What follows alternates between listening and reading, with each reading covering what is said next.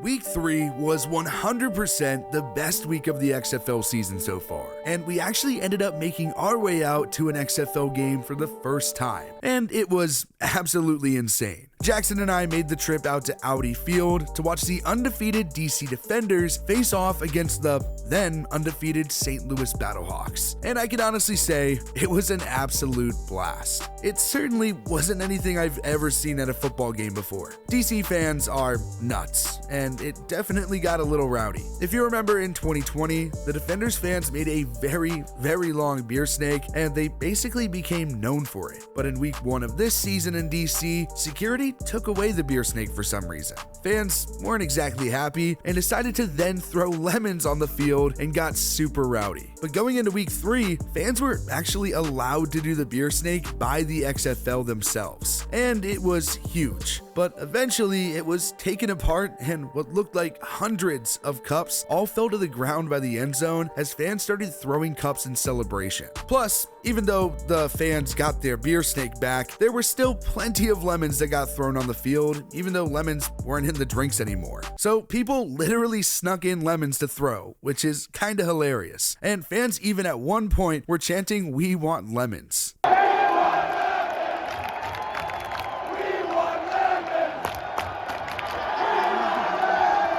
Like I said, the fans were wild, but so was the game on the field. It featured the highest scoring game of the season and a full-out brawl. Fans got into the game big time really early on. The Defenders drove down on their first drive very fast and were able to score on an Ethan Wolf touchdown from Jordan Teamu. Then on the Battlehawks' ensuing drive, AJ McCarron was picked off by Michael Joseph, who took it 41 yards for a touchdown. And by the way, Joseph has been that dude for the Defenders. He had 2 picks in week 1, including a pick 6 that actually led to their win against the Sea Dragons, and now he has 3 in 3 games. He's quickly become a fan favorite and even got some very loud cheers when the team was announcing starters pregame. The Defenders were definitely in the driver's seat and had a chance to run away with it, but they didn't. The Battlehawks scored on a Brian Hill touchdown catch, and the Defenders turned around and fumbled on their next 2 drives. After a sick first quarter, the second quarter was, well, not that wild. There were 5 punts and a Battlehawks fumble. St. Louis did score the only points of the quarter, a short Hakeem Butler touchdown. But things definitely started to get out of hand in the second half. The Defenders hit a field goal, but the Battlehawks immediately scored a touchdown, courtesy of Jake Sutherland, to put St. Louis up 20-17. The Battlehawks were now in the driver's seat, but that didn't last very long. The game got even more chippy, and the Defenders started to take control. Teamu rushed for a 2-yard touchdown and found Lucky Jackson for a 2-point conversion to take the lead. And after a Battlehawks fumble and Defenders field goal, all of a sudden, DC was up 8. The Defenders got the ball back and continued to pile it on as De'Aaron King found Chris Blair to extend the lead. The rest of the fourth quarter was an absolute mess though. There were turnovers and weird plays before a Defenders pick with 28 seconds left made it seem like the game was over. But it wasn't. The Defenders fumbled the next play on their own 2-yard line, and the Battlehawks ended up scoring on the play after, a Stephen Mitchell touchdown catch followed by a Battlehawks 2-point conversion to make it 34-28. It came down to a 4th and 15 onside kick play, and not only did the Defenders get the stop to win the game, but let's just say it got extremely chippy after. There ended up being an absolute brawl, and there were some serious punches being thrown. One guy threw a helmet, others were tackling each other to the ground, and it didn't really end up mattering because the Defenders ended up winning to clinch a 3-0 record and drop St. Louis to 2-1. Week 3 really did have what I think are probably the 2 best games of the XFL season so far. The Defenders game was wild, but the Seattle Sea Dragons Vegas Vipers game was right there too because of just pure craziness towards the end. Both teams came into the game 0-2, which is just a horrible way to start. I think you really have to feel in a way for the Sea Dragons too. Seattle had a few close games to start the season, but just found themselves on the wrong side at the end.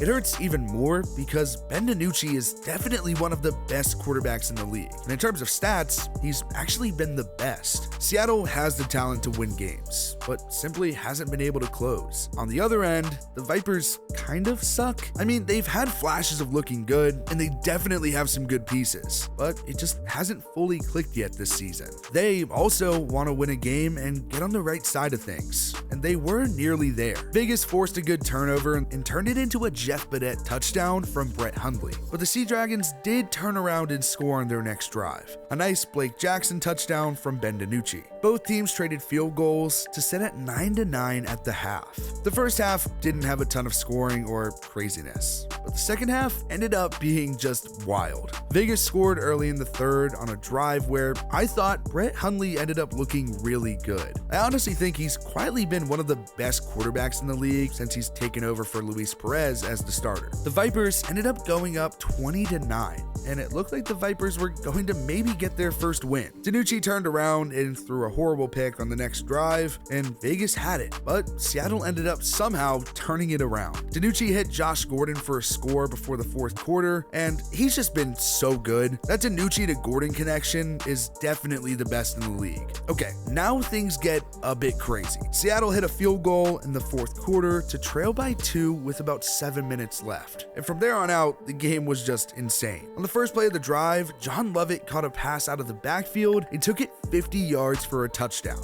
Vegas went up 8, and the Sea Dragons did respond with a Jawan Green touchdown catch, but Seattle didn't end up getting the conversion and trailed by 2. The Vipers were well in the driver's seat before the Sea Dragons got the ball back, and immediately Ben DiNucci found Josh Gordon for a deep 65-yard touchdown catch to go up and eventually win 30-26. And I just feel so happy for Ben DiNucci. But at the same time, I feel pretty horrible for Rod Woodson, who just looked defeated after that loss. It was a wild game and an instant 2023 XFL Classic. Technically, the closest game in Week 3 by final score was between the Orlando Guardians and the Arlington Renegades. To say that the game was boring would certainly be an understatement. Orlando got a field goal on its opening drive and has now scored on every opening drive this season. The Guardians did then have a bad turnover that led to an easy Renegades field goal to make it 3-3 in the first quarter, and nobody scored again until the fourth quarter. It wasn't exactly an offensive explosion, which makes sense because Arlington and Orlando really do have two of the worst offenses in the league, at least in my opinion. Luckily, the Renegades' defense is actually really good. Early in the fourth quarter, the Guardians took the lead on a 3-yard Paxton Lynch rushing touchdown, and the Guardians went for 1, but they didn't end up getting it. Arlington got the ball back, and on their next possession, put on a masterclass, driving 74 yards down the field and capping off the drive with a touchdown to Tyler Vaughn from Kyle Slaughter. The Renegades went for 1, and Davion Smith found the end zone to make it 10-9. Ultimately, the final score to drop the Guardians to 0-3 and improve Arlington to 2-1. While the first 2 games of Week 3 in the XFL were absolute thrillers, I honestly can't say the same about the last 2. Even the San Antonio Brahmas at the Houston Roughnecks game was still kind of boring. The game did end up starting pretty wild though. The Brahmas scored on the opening drive, capping it off with a Jack Cohn touchdown to TJ Vasher, who then caught the 1-point conversion too. Houston did quickly respond though. Jontre Kirkland caught a touchdown from Brandon Silvers and then caught a 2-point conversion. I will say, Kirkland dominated. He looked really good and finished with 77 yards and scored the Roughnecks' next touchdown to go up 14-7. Houston tacked on one more touchdown for good measure, a DeAndre Burnett catch to take a big 22-8 lead into the half.